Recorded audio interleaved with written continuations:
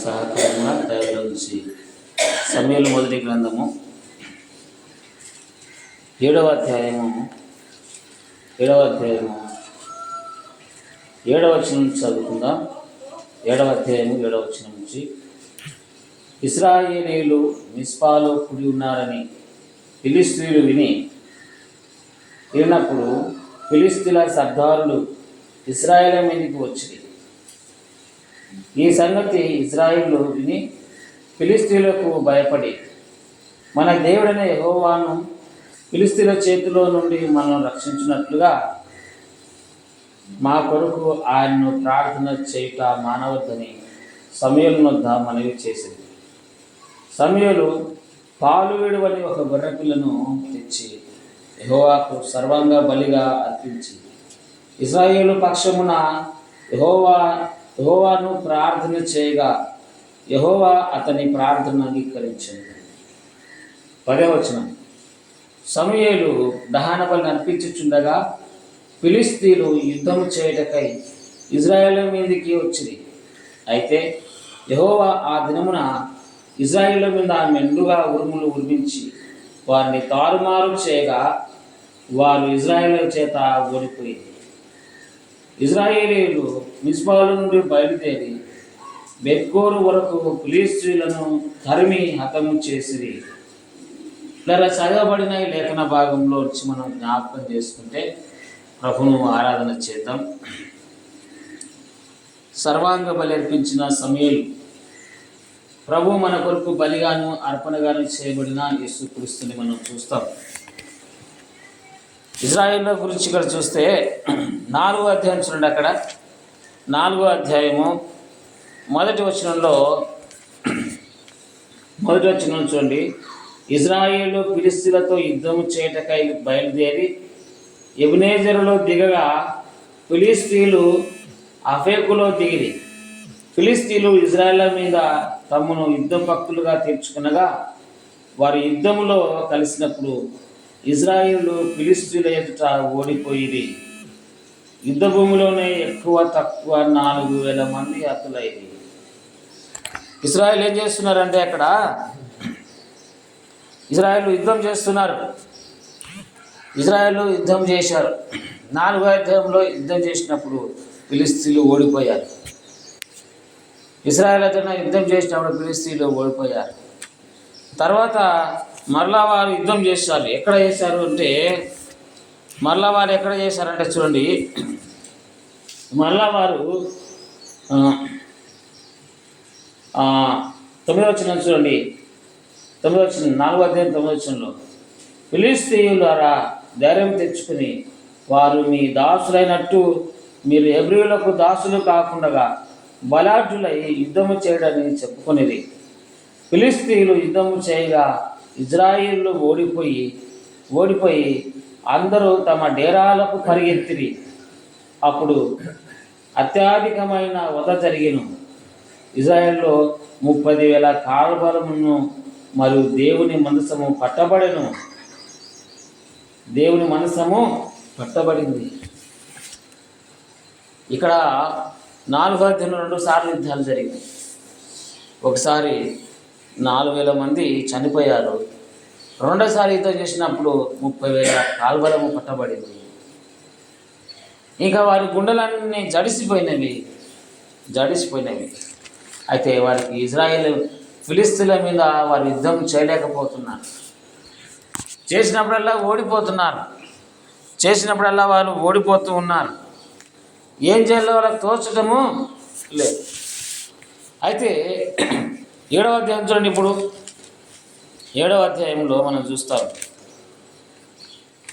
7వ అధ్యాయంలో చూడండి,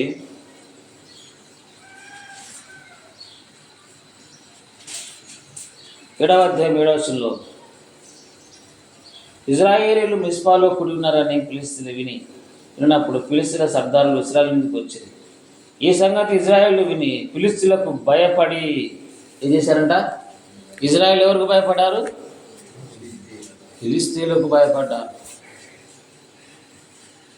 వాళ్ళు యోర్దాను ఎర్ర సముద్రం దాటి వచ్చిన తర్వాత యుద్ధం ఫిలిష్తీయుల మీద ఎన్నోసార్లు యుద్ధం గెలిచారు. కానీ ఇప్పుడు ఏమైపోతుందో తెలుసా? ఫిలిష్తీయులకు భయపడ్డారు. ఎందుకు భయపడ్డారు అని ఇక్కడ మనం జ్ఞాపకం చేసుకుంటే, అక్కడ ఒక వధ జరిగింది, పెద్ద వధ, మరణ భయం. ఏ భయం తెలుసా? అది మరణ భయం. మరణ భయానికి భయపడ్డారు. వారు తమ డేరాలకు పారిపోయారు, కొంతమంది స్థలాలకు పారిపోయారు. వాళ్ళు పారిపోయి కొంతమంది ఏమి సమూయేలు దగ్గరికి వచ్చి వారు ఏమంటారు? భయపడి మన దేవుడైన యెహోవాను ఫిలిష్తీయుల చేతుల నుండి మనం రక్షించినట్లుగా మా కొరకు ఆయనను ప్రార్థన చేయట మానవద్దని సమూయేలు వద్ద మనవి చేసింది. వారు ఏమైందంటే వాళ్ళ శక్తి, వాళ్ళ బలము పోయింది ఇజ్రాయిల్. ఇప్పుడు ఆధారం అంటే సమూయేలు దగ్గరికి వచ్చారు, ప్రాప్తి దగ్గరికి. అయ్యా, మేము వారి చేతిలో పడకుండా, మరణం కాకుండా వారి చేతిలో మా కొరకు దేవుని ఎదుట ప్రార్థన చేయట మానవద్దయా అని చెప్పేసి వాళ్ళు సమూయేలు దగ్గర మనవి చేస్తున్నారు. అయితే అక్కడ సమూయేలు చేసిన పని ఏంటంటే, ఇప్పుడు గమనించండి, సర్వాంగ బలిని అర్పించాడు. ఒక పాలు విడవని ఒక గొర్రె పిల్లను తెచ్చి యెహోవాకు సర్వాంగ బలిని అర్పించాడు. ఇజ్రాయేలుకు విజయం వస్తుంది. ఎక్కడి నుంచి తెలుసా? మరణ భయములో నుంచి వాళ్ళకు విజయం వస్తుంది. మరణ భయములో నుంచి, పారిపోయే స్థితిలో నుంచి వారికి విజయం వస్తుంది. సమూయేలు ఆ సర్వాంగ బలిని అర్పించాడు. ఆ సర్వాంగ బలిని అర్పించడం చేత ఏం జరిగిందంటే చూడండి, వాళ్ళు ఫిలిష్తీయులు మళ్ళా యుద్ధానికి వచ్చారు.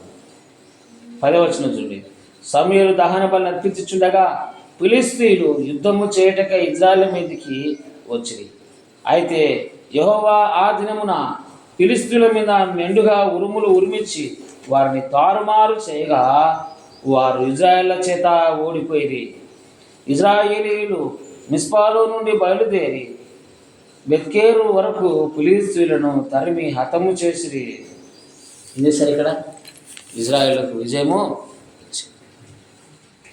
ఇజ్రాయేలుకు విజయం రాకమునుపు వాళ్ళు ఏ భయముతో ఉన్నారు? మరణ భయముతో ఉన్నారు. ఇజ్రాయేలుకు విజయం ఎలాగ వచ్చిందంటే, ఎప్పుడు వచ్చిందంటే, వాళ్ళు సమూయేలు ఎప్పుడైతే సర్వాంగ బలిగా ఒక బలిని అర్పించాడో, ప్రార్థన చేశాడు. ఎవరు చేశారు అక్కడ యుద్ధం? చెప్పండి. దేవుడే అక్కడ యుద్ధము శత్రువుని ఓడించాడు. ఉరుములు మెండుగా కురిపించాడు. కురిపించి వారిని మొత్తం కన్ఫ్యూజ్ చేశాడు, తారుమారు చేసినప్పుడు ఇజ్రాయేల్ పోయి వారిని అందరిని హతం చేసి విజయాన్ని తీసుకొచ్చాడు.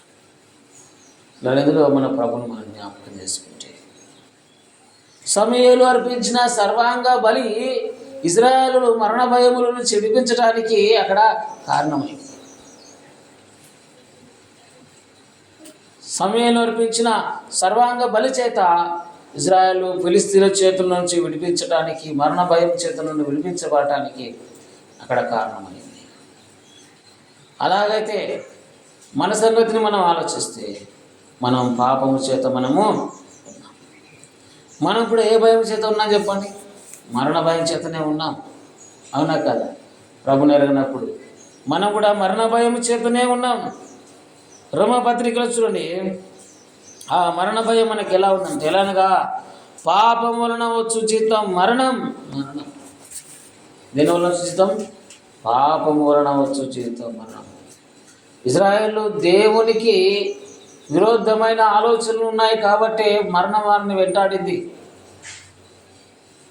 7వ అధ్యాయం మొదటి వచ్చిన చూడండి ఏమంటుంది అక్కడ. 7వ అధ్యాయంలో 3వ వచనం అక్కడ సమూయేలు అంటాడు, సమూయేలు ఇజ్రాయేల్ అందరితో ఇట్లను, మీ పూర్ణ హృదయంతో యెహోవా యొద్దకు మీరు మల్లుకొనిన ఎడల అన్య దేవతలను, అస్తరోతు దేవతలను మీ మధ్య నుండి తీసివేసి పట్టుదల కలిగి యెహోవా తట్టు మీ హృదయములను త్రిప్పి ఆయనను సేవించుడి. అప్పుడు ఆయన ఫిలిష్తీయుల చేతుల నుండి మిమ్మును విడిపించును. ఏదన్నా తెలుసా? ఎందుకు వీరికి మరణ భయం పుట్టుకున్నది? ఎందుకు వీరు ఫిలిష్తీయుల దగ్గర విజయం పొందలేకపోతున్నారంటే, వీరి హృదయాలలో విగ్రహారాధనలు, పాపము ఉన్నది. మరి మన జీవితంలో ఒకప్పుడు ప్రభు నేనున్నప్పుడు ఎలా ఉన్నామంటే కొలసలు రాసిన పత్రిక చూడండి, మొదటి అధ్యాయము. కొలసలు రాసిన పత్రికలో మనం ఎలా ఉన్నాం అంటే చూడండి, కొలసలు రాసిన పత్రిక మొదటి అధ్యాయము 21 చూడండి. మొదటి అధ్యాయం 21లో ఏమని రాయబడిందంటే అక్కడ, మరియు గత కాలమందు దేవునికి దురస్తులను మీ దుష్క్రియల వలన మీ మనసులో విరోధ భావం గలవారై ఉన్న మిమ్మును కూడా తన సన్నిధిని పరిశుద్ధులుగాను నిర్దోషులుగాను నిరపరాధులుగాను నిలబెట్టుకు ఆయన మాంసయుక్తమైన దేహమందు మరణం వలన ఇప్పుడు మిమ్మల్ని సమాధానపరచును. ఏంటి వలన? మరణం వలన మనల్ని సమాధానపరచు. మనం దేవుని సన్నిధిలో నిర్దోషులుగా ఉన్నాము అంటే, పరిశుద్ధులుగా ఉన్నాము అంటే, నిరపరాధులుగా ఉన్నాము అంటే, సమాధానముగా ఉన్నాము అంటే దేవుని మరణం. అక్కడ మన ప్రభు యేసుక్రీస్తు మనకు బలిగా అర్పించబడ్డ చేత మనకు పాప మరణం నుండి మనం విమోచించబడ్డాం.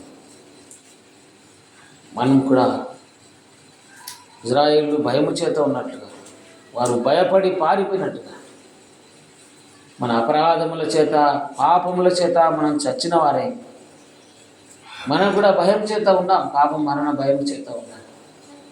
విడిపించు వారి కొరకు మనం విలపిస్తున్నప్పటికీ లోకంలో ఎవరు లేరు? రక్షకుడు లేడు, నీతిమంతుడు లేడు. అందరూ పాపం చేసి దేవుడను గ్రహించి మహిమను పొందలేకపోయారు.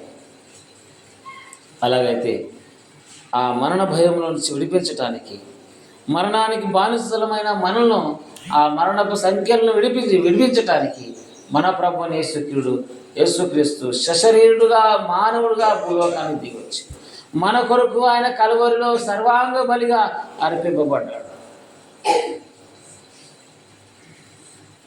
మన కొరకు ఆయన సర్వాంగ బలిగా అర్పింపబడినట్లుగా మనం చూస్తున్నాం.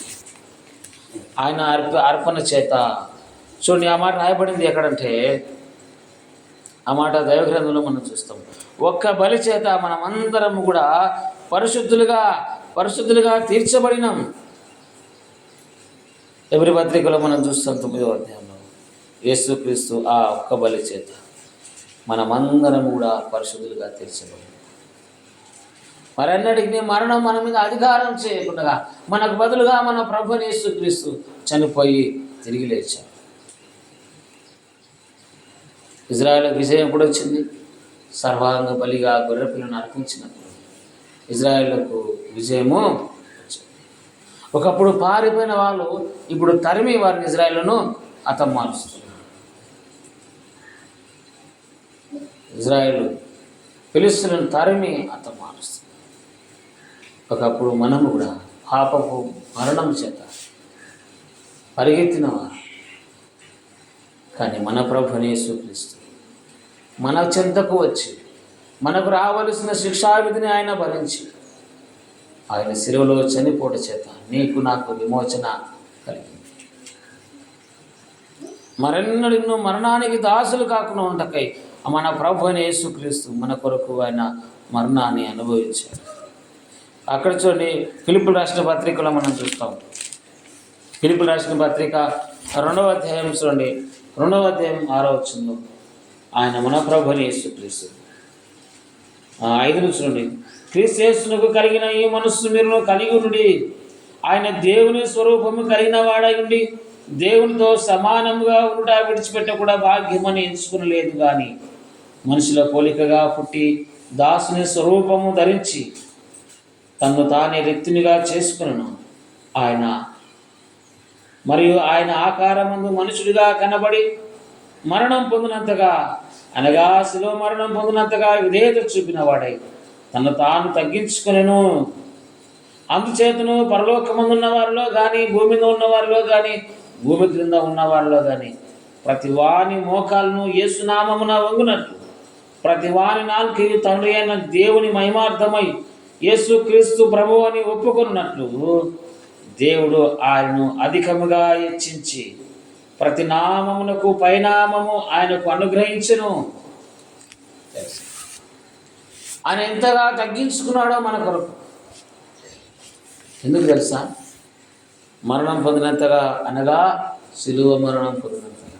మరణం వేరు, శిలువ మరణం వేరండి. శిలువ మరణం అంటే శాపగ్రస్తమైన మరణం. శిలువలో ప్రేలాడబడిన వాడు శాపగ్రస్తుడని. అలాంటి మరణాన్ని ఆయన అనుభవించాడు. దేవుడైండి దేవునితో ఉండ సమానంగా విడిచిపెట్టకుండా భాగ్యం అనించుకున్నాక నీవు నేను మరణ భయము చేత ఉండగా ఆ భయమును మనలో తీసివేయటానికి, మరెన్నడూ మరణానికి దాసులు కాకుండా పాప శరీరం నిరార్థకమవునట్లుగా ఆయన మన కొరకు బలిగా అర్పణగా చేయబడ్డాడు. రోమపత్రిక 6వ అధ్యాయం చూడండి. అక్కడ 6వ అధ్యాయం 6వ వచనం చూడండి. 6వ అధ్యాయం 6వ వచనం రాయబడింది. ఎలా అనగా మనం ఇక పాపమునకు దాసులు కాకుండాటకు పాప శరీరం నిరార్థకమగునట్లు మన ప్రాచీన స్వభావం ఆయనతో కూడా సిలువ వేయబడిందని ఎరుగుదుము. మన ప్రాచీన స్వభావము, పాప స్వభావము ఆయనతో కూడా సిలువ వేయబడింది. ఎందుకు? అక్కడ రాశారు కదా, ఇలానగా మనం ఇక పాపమునకు దాసులు కాకుండాటకు, మనం పాపానికి దాసులు కాకుండా ఉండాలి. ప్రభువైన యేసుక్రీస్తు ఆయన ఆకారమందు మనుషుడిగా పుట్టాడు. మరణం పొందినంతగా విధేయతను చూపి మరణించి సావును సమాధిని గెలిచి తిరిగి లేచిన దేవుడు ఇజ్రాయేలు అపజయం పాలయ్యారు. మరణ భయం చేత భయపడిపోయారు. ఎందుకంటే వధ జరుగుతుంది, మరణం. ఫిలిష్తీయులు ఇజ్రాయేలును హతమారుస్తూ ఉన్నారు. యుద్ధాలు జరుగుతున్నాయి. మరణ భయం చేత వాళ్ళు భయపడి ఉండగా సమూయేలు అర్పించిన సర్వాంగ బలి వారికి విమోచనను కల్పించింది. అలాగనే మనం కూడా పాపమునకు దాసులమై ఉండగా మన ప్రభువు యేసుక్రీస్తు ఆయన ఆకారమందు మనుషుడిగా పుట్టి మన కొరకు శిలువలో చనిపోయి సావును సమాధిని గెలిచి తిరిగి లేచి మనకు విజయాన్ని ఇచ్చిన.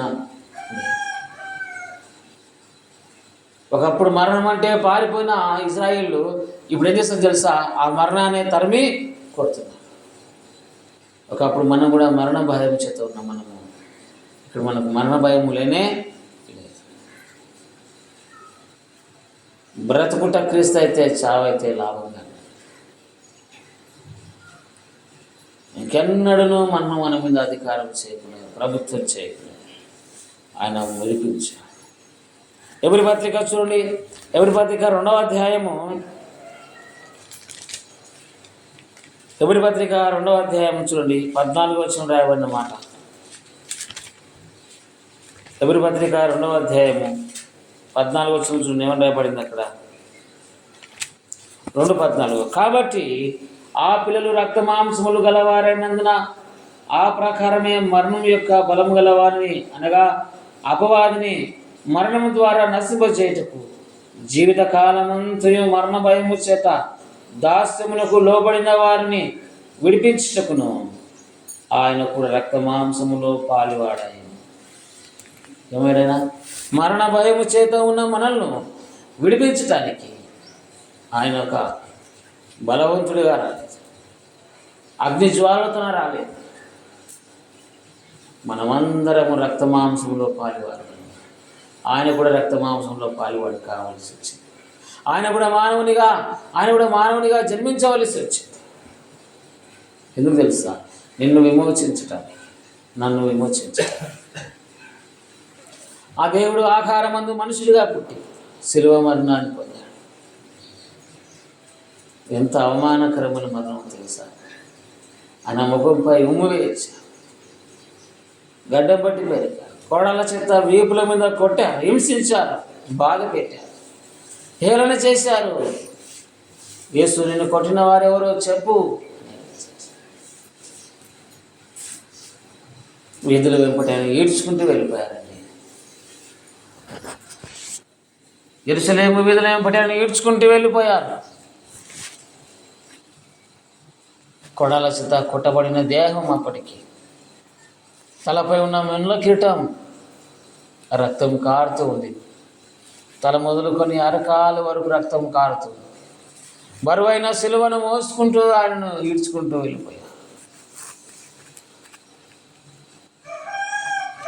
ప్రభు ఆనాడు ఆయన మన కొరకై మౌనం వహించగా ఈనాడు మహాగానంగా ప్రభుని మనం ఆరాధిస్తున్నాం.